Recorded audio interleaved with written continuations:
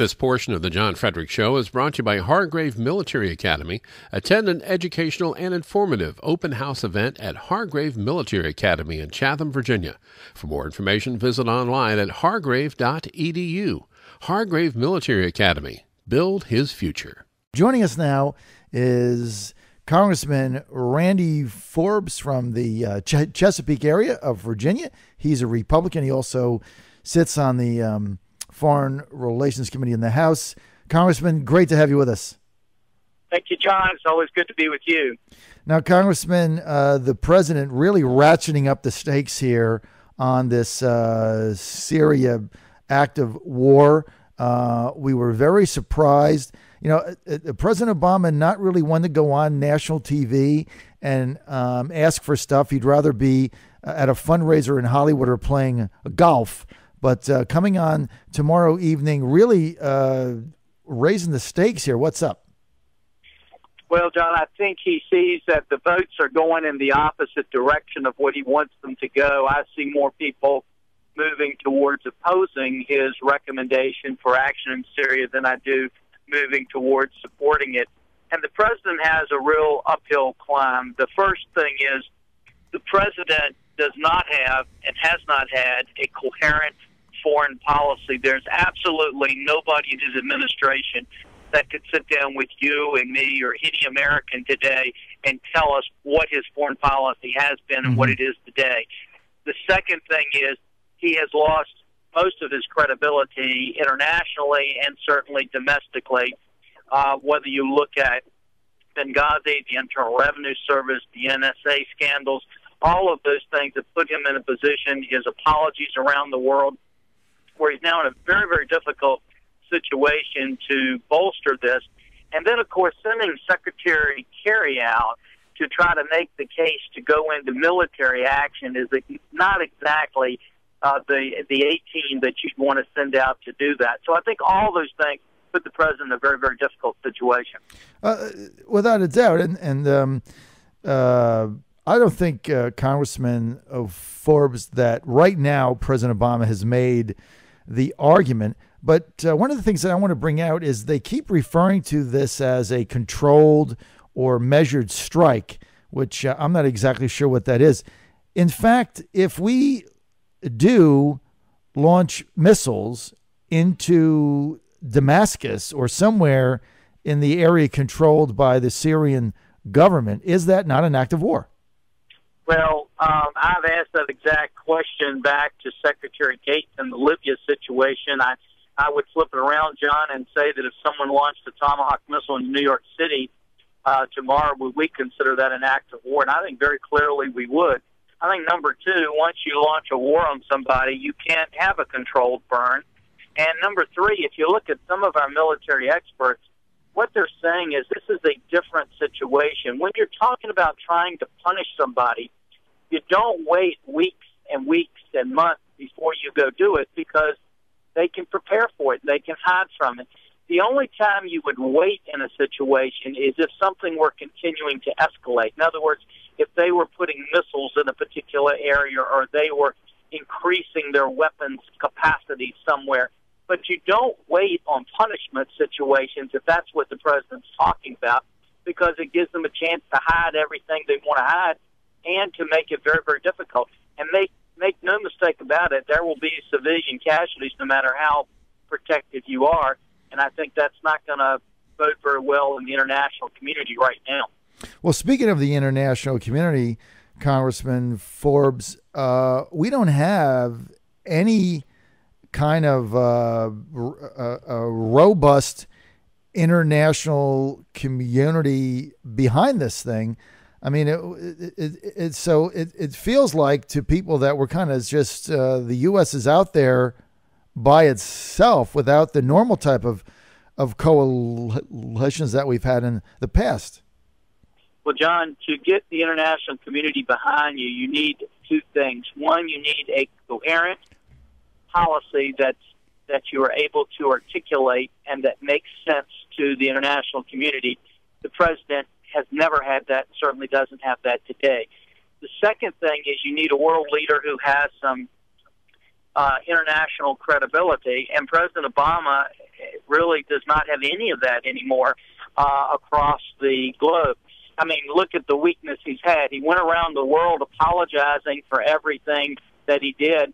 What kind of position is he going to be in? Does he want his predecessor to come in now and apologize for actions he would take in Syria? The second thing that you see with the president is he hasn't been very strong in a lot of situations. When the Russians just asked him to take our missile defense systems out of Europe, he said, okay, sure, and pulled them out. Mm-hmm. When people have asked him to reduce the nuclear weapons across the world, he said, sure, okay, let's just do that. So this is a president that doesn't have a great deal of credibility right now or persuasion capability with the world at large.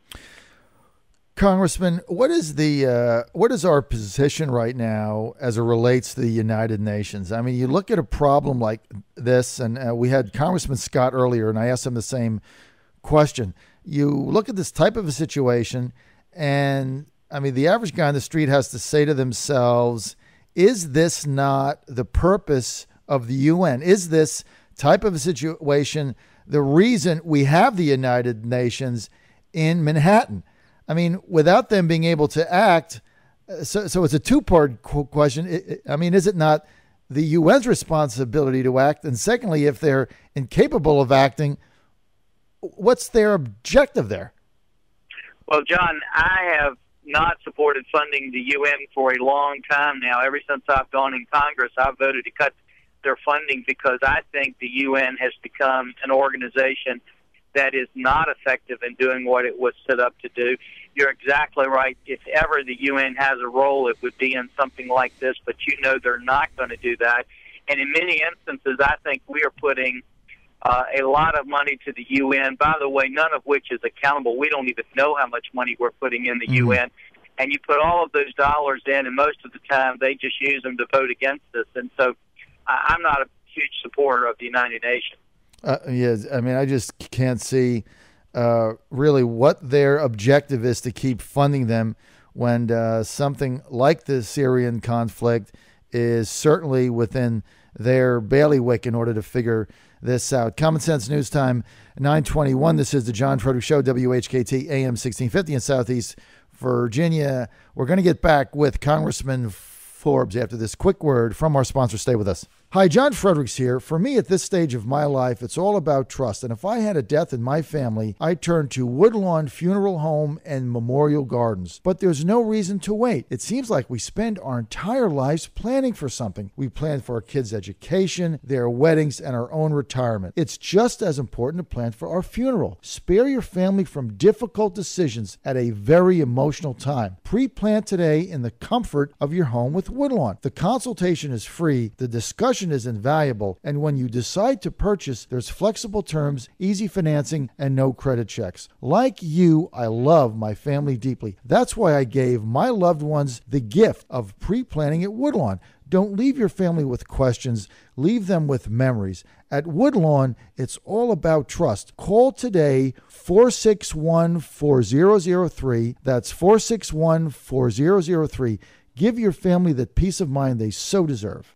John, it's great to be with you. I think you cover more ground in your shows than most hosts do in an entire week or even a month.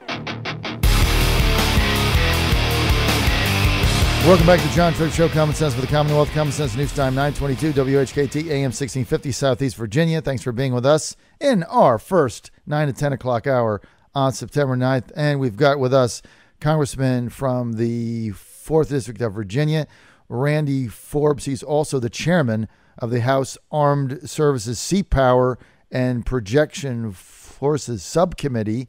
Now, Congressman, speaking of your subcommittee, let me just ask you this. We're now talking about spending, millions and millions of dollars in launching missiles somewhere. How do we pay for it with sequestration? How does this all work? Well, I think the bigger question, John, is twofold. One is, why do you take an action like this when you have been systematically dismantling the military? You know, you and I have talked about what this administration has done. In 2007, the Navy alone was able to meet 90% of our combatant commanders' requirements around the globe. In the last 2 years, we've only been able to meet 50%. And, of course, anytime you have a military action like this, it's an additional strain on them. But I think there's another point that just kind of appalls me when I hear Secretary Kerry come out and suggesting that foreign countries will pay for this. We're not mercenaries. We don't go around the world and saying, okay, if somebody else is going to pay for it, we're willing to drop bombs and use our military might wherever we are hired to do it. You know, the United States should only be doing these efforts if we believe that's in our national security interest. And someone indicated to me, I heard someone raise the statement that if we didn't support the president here, it would make us look weak as a nation. What makes us look weak as a nation is what they have done to our military in terms of cutting out $587 billion, a cut this administration did, cutting out the Joint Forces Command with no precisional analysis, cutting our F-22s back from 387 to 187, reducing the number of ships we have, trying to take our cruisers out, taking our land-based missile defense systems out, reducing our nuclear weapons, and the list goes on and on and on. That's what makes us look weak because it's the wrong direction for us to go, John. Congressman, you were one of the early members on your committee to come out and say, I just don't think this is a good idea. Are you getting any pressure from caucus leadership? Well, we are a little bit, but I will tell you overwhelmingly, John, I have seen few issues like this. As you know, I try to do what I think is right to do, and then we just deal with the pressure. But in this case, I can tell you I have had countless number of members calling me who support the position that I've had, and they're now taking that same position. Secondly, is overwhelmingly our constituents now are supporting the position that I've taken. So I think it's the leadership that's going to feel pressure as we go back up to D.C. And one of the frustrating things for many of us on the committee is, I think support the Speaker and have respect for him. But, he told the President that the President should listen to Congress before he took action. But he didn't follow that advice. He came out and made his statement before he even let us come back and have a conference and talk to him about this. And I think you're going to find some frustration with that when members start reconvening back today. Well, I think when you're Speaker Boehner and you don't follow what you told everybody else to follow, I think that's problematic, right?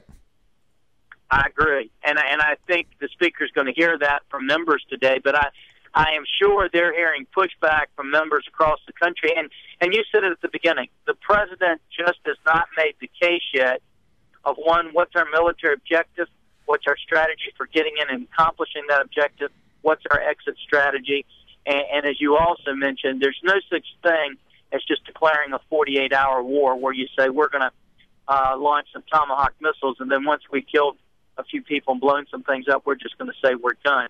We better make sure we have a national security interest. We know what that interest is before we take this kind of action. And I don't want to go back to this, but again, we had your colleague Bobby Scott on a few minutes ago, and Congressman Scott, other side of the aisle, said the concept that there's not going to be a then reaction from Assad is ridiculous. He's going to react. He already said on the CBS interview today with Charlie Rose he'd react. So then what do we do? Stand by? We don't do anything? Then we have to react to his reaction, and then what happens? Well, John, that's the key. Whenever you take one of these actions, it's not the initial action you always focus on, but I'm always asking, what about the second, third, fourth, and fifth actions that take place, and what are we prepared to do? And the reality is we can hypothesize about what we think those second, third actions might be, but none of us know what they are, and we don't know what kind of conflict we'll end up being involved in. And again, if it's a major national security interest for us, we need to do that. But so far, the president has not been successful in making that case. Common Sense News Time 928. This is the John Fredericks Show, WHKT AM 1650 in Southeast Hampton Roads in Southeast Virginia and Hampton Rhodes. We're with Congressman Randy Forbes, Republican from the 4th District of Virginia. Congressman, we're almost out of time. Final question. In the event that President Obama does not get the authorization he is seeking from Congress, and right now I think it's going to be close, but if he does not receive that, do you think this president will go ahead and act anyway? Well, John, nobody knows that. What we do know is the president has ignored the law in so many areas, whether it's immigration laws or whether it's what they've done with health care. So we certainly don't know whether he'll comply with the War Powers Act or not. He did not comply with it in Libya. But we certainly hope that Congress speaks with a unified voice and gives him a vote on this, that he's going to listen to Congress and abide by what they say. But we'll find that out, I guess, in the next few weeks. Okay, Congressman, we're out of time. We want to thank you for joining us here on the John Fredericks Show, WHKT AM 1650. It's 9:29. Congressman Randy Forbes, Republican from the 4th District of Virginia. Congressman, great to have you with us as always. Thanks, John. Hope you have a great day.